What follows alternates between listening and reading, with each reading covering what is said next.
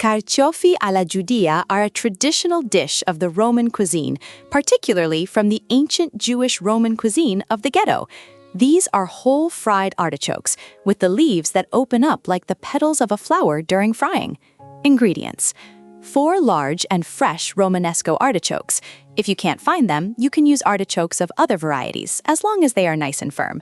Lemon juice, peanut oil for frying, it must have a high smoke point, coarse salt, black pepper, optional. Preparation: clean the artichokes by removing the tougher outer leaves and the thorny top. Leave the stem, but peel it. Then immerse the cleaned artichokes in water acidulated with lemon to prevent them from blackening. Gently open the leaves of the artichokes to work on them more easily, and with the help of a teaspoon, remove the fuzzy air part, if present. Heat a generous amount of oil in a wide, deep pan. There should be enough oil to cover the artichokes.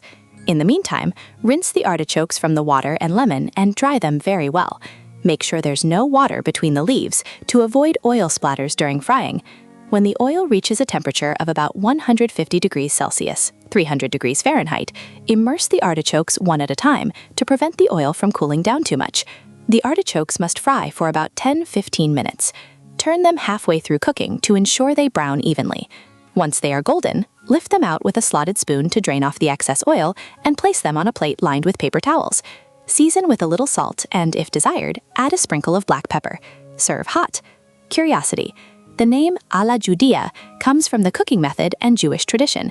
This dish represents one of the most classic recipes of Roman Jewish cuisine and is usually served during the Passover holidays, but it is enjoyed all year round.